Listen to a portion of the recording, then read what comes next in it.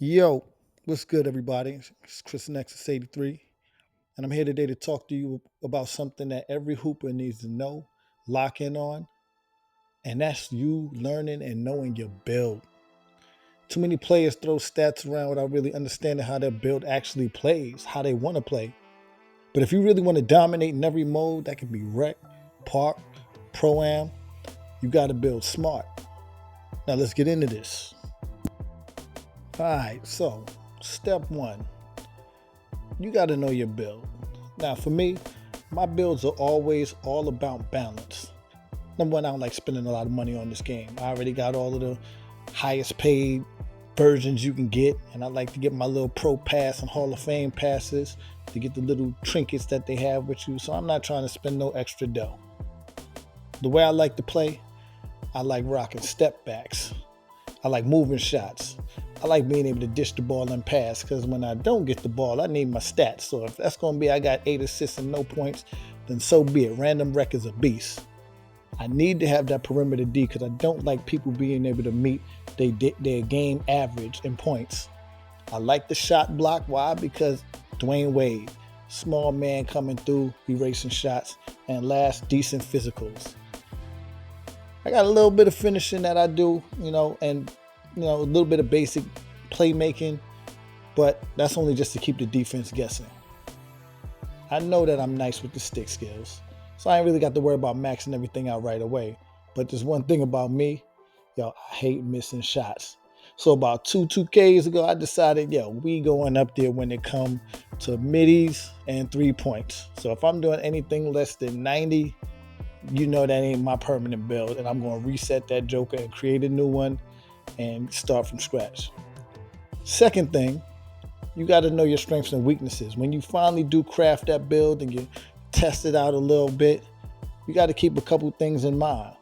Your strengths, like in my case, I got high post moves.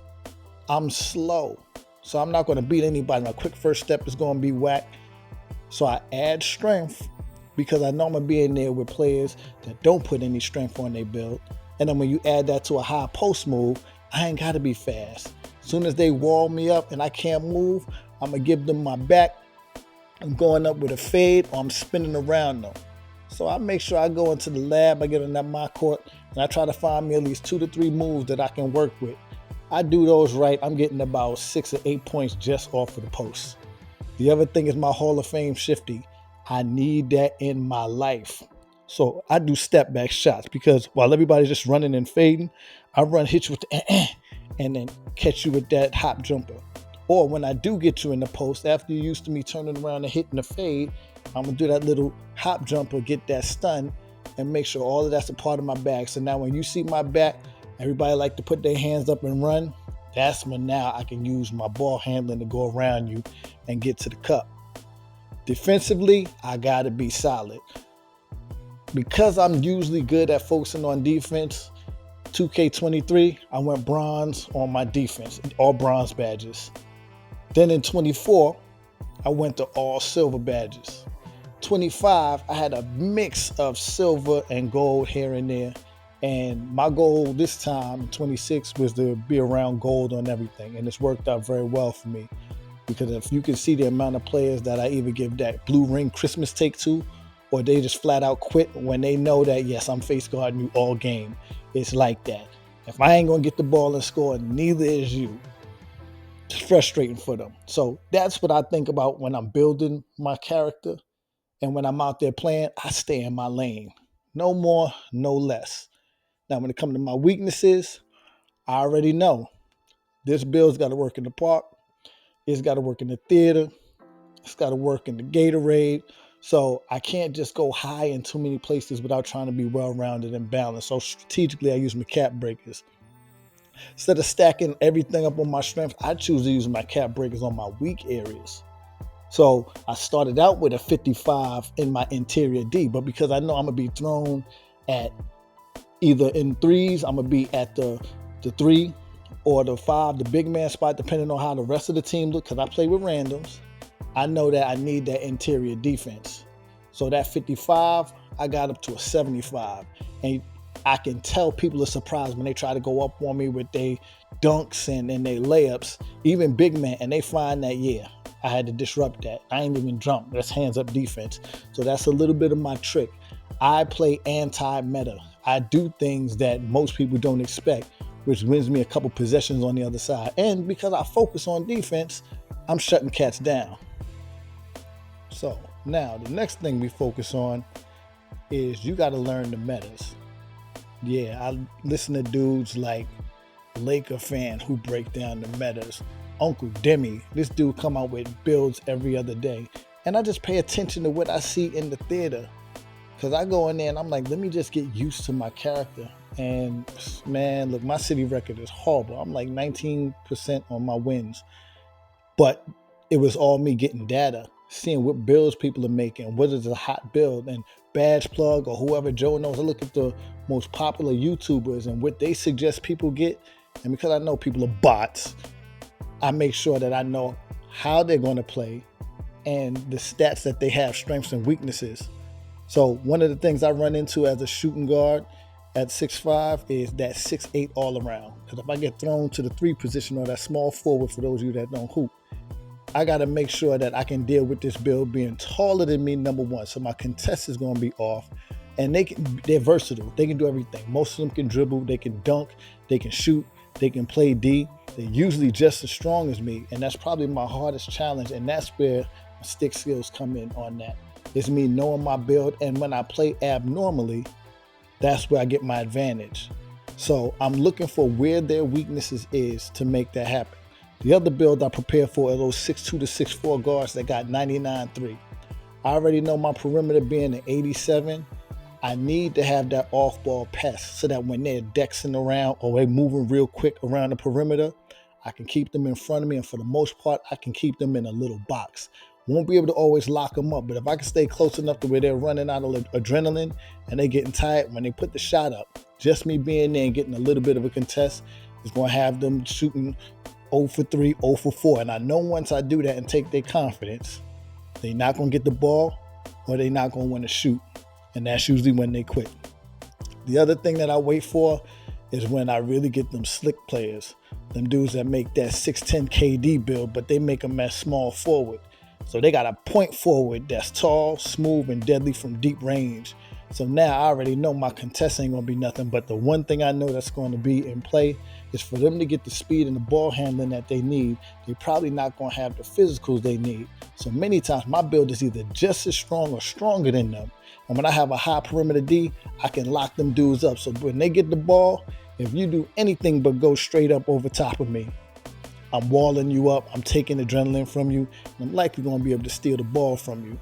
So the key is don't just copy the metas. I want you to understand it. I want you to watch the meta video, and then I want you to see what you're playing more times than not.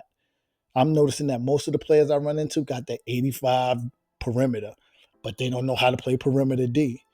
Most of them don't have interior, and that's why I go at them with the post moves. So this is how you understand a little bit of the strategy that's in line with what I'm thinking. One of the last things that I do is I set up my takeover strategically. What I do is I completely shift the game and I pick them with purpose. So like I just mentioned, that point guard meta, I go with a little bit more of a playmaking for me. Because like I said, I might mess around and while I'm a shooting guard with 75 ball handle, I got a 75 or I got a 76 passing, and my speed with ball is 75. I'm not running over nobody. So my point guard takeover, I got speed with ball and ball handling. That gets me up to the 80. So what people say is typical is what you want. I start playing well. That's what I'm rocking with. My passing accuracy, I add to that. So now all of that gets into the 80s. I'm a decent ball handler. I'm not going to blow, burn the world down or nothing like that. But I'm going to be able to hold my own. And then when you throwing, I got the glue, that means I'm shutting down the other point guard. And I'm literally, when the point guards see me at the half court line, they get rid of the ball ASAP because they know they got a better chance of getting the ball to one of my sleeping teammates than to try to get through me, because they ain't gonna have no adrenaline, which means they're likely not gonna be able to get good shots off or get past me. Now, when I'm in my primary role of that shooting guard, I got that 98 three-pointer, I got that mid-range that's 99.